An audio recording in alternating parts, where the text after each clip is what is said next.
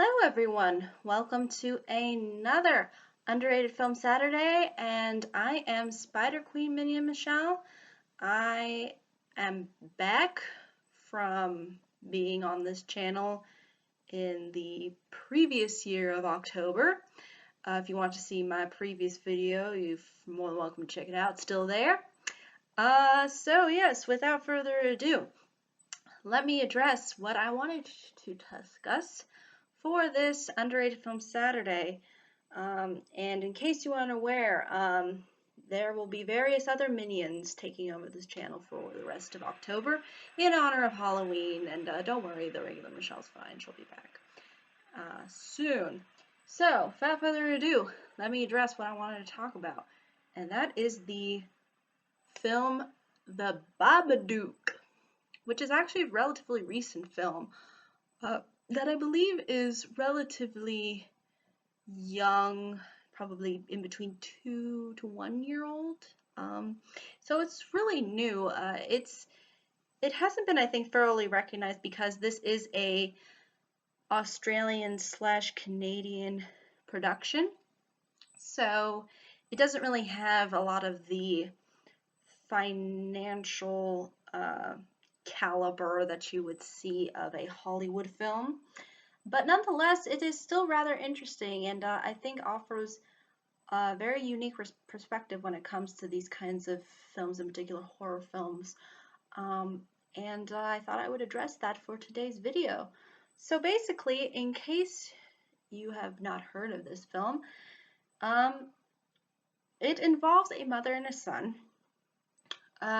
Mother named Amelia and son named Sam, who suffer from a lot of sort of tragedy, as well as sort of isolation as a result of that tragedy. And you will see ultimately what that tragedy is once you watch the film.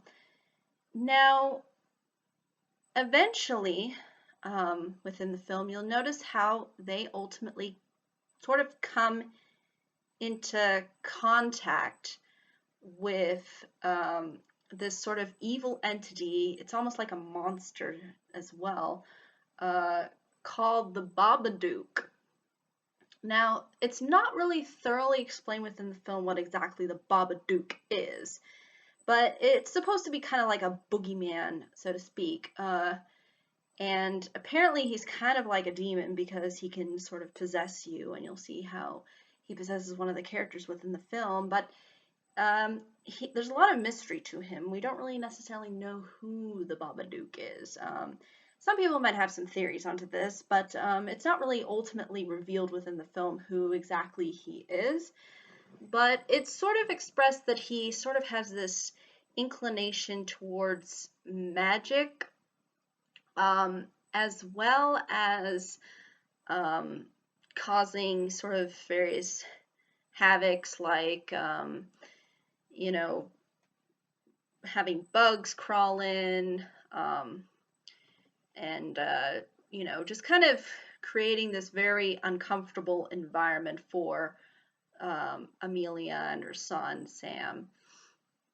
And at first, you're not necessarily sure if the Babadook is real. And I think this is what the film does a really good job of doing, is it doesn't really ultimately reveal until later on whether or not this thing is actually something that is of the reality as when it comes to this film. You don't know if it's really in Amelia and her son Sam's mind, or if it's an actual thing that exists. So it really plays with this idea a little bit, which you will see within the film. And he does some pretty creepy stuff within this film. And what I think really works well is this film doesn't rely on the jump scares that a lot of horror films nowadays rely on, which is, personally for me, very frustrating to watch. It also doesn't rely on trying to be super gory. And although there's maybe one point where it kind of gets a little bit grotesque, it never goes to a level that a lot of other horror films do nowadays. It's designed to be very psychological. Although it it does try to be a little bit like a thriller. I don't think that's really its real intentions. A lot of it is really trying to be very just creepy and um, you know, and it's trying to create that sinister, very unsettling environment. And it's not trying to be, you know, tension, tension, bomb. It kind of just comes out of nowhere at some point, but it's kind of been there. It's really kind of just building up because you really do see how the Babadook really tries to inhabit the environment that they're in, and in doing so, really threaten the relationships that they have with other people, and that's why they ultimately become kind of isolated and nobody really takes them seriously. Um, and this film also has a very unique ending, unlike a lot of other horror films that I've seen. And I think that's also very important to note. And it's also not predictable as well, which I think is really good because it tries to set out within the film sort of an idea of what's supposed to happen, but you don't know if ultimately that's what ends up being the case. And I like that it sort of plays with you. And I think that's really what the Babadook as a character kind of is designed to be. It's like this thing that kind of messes with you, and uh, kind of tries to control the environment.